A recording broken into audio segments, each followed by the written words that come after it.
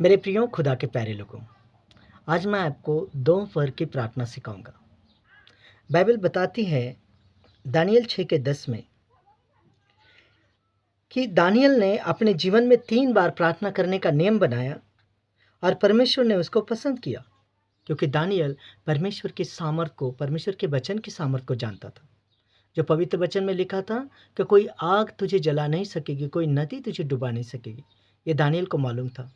इसलिए उसने उस राजा के चैलेंज को आह्वान दे दिया।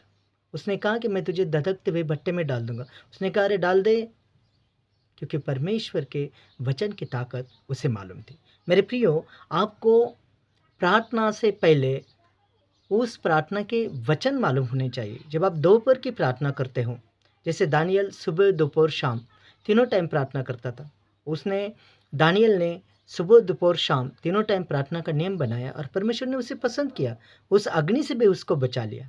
तो मेरे प्रियो, उस वचन को तुम्हें पता हो, प्रार्थना में वे वचन तुम्हारे हो। तो दोपहर की प्रार्थना का मैं आपको आज वचन बताऊंगा। दोपहर की प्रार्थना का वचन है भजन संहिता 55 का 17। भजन संहिता 55 का 17। सांझ को, भोर को, दोपहर को, सांझ को, भोर को, दोपहर को, तीनों पर मैं दुहाई दूंगा और कराता रहूंगा और तू मेरा शब्द सुन लेगा। क्या कह रहा है वचन?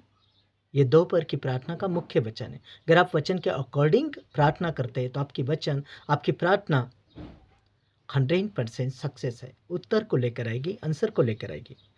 सांझ को, भोर को, दोपहर को, तीनों पर मैं दुहाई दूंगा और कराता रहूंगा और वह मेरा शब्द सुन लेगा। मेरे प्रियो, प्रार्थना में नम्रता, पश्चाताप और मन की तैयारी हो और आंसुओं के साथ प्रार्थना हो। अगर आप भजन संहिता 6:6 देखते हैं तो यहाँ पर लिखा है, मैं कराते कराते थक गया, मैं अपनी खाट आंसुओं से भिगोता हूँ। मतलब पश्चातापी हृदय से प्रार्थना। और प्रार्थना का कोई समय नहीं, प्रार्थना का डेली समय होता है कि आप डेली प्रार्थना करो, सुबह, भोर, शाम को।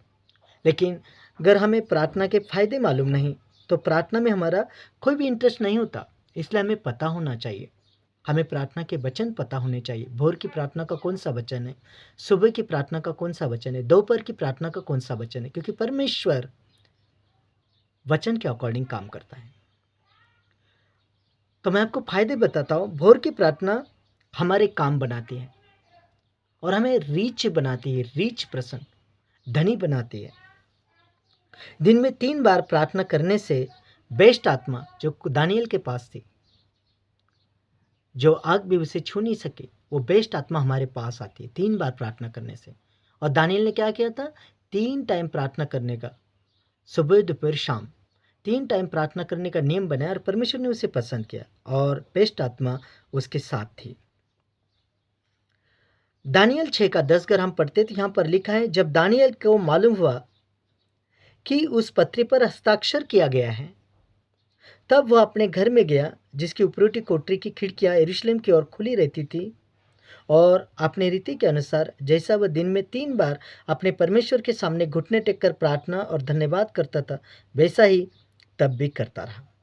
मेरे प्रियो, उसने नियम बनाया। राजा ने कहा कि तुझे धधकते हुए भट्टे में डाल दूंगा, लेकिन उसने अपने नियम नहीं तोड़ा, अपनी प्रार्थना नहीं छोड़ी। उसको वचन की ताकत मालूम थी और उसने जाकर प्रार्थना की।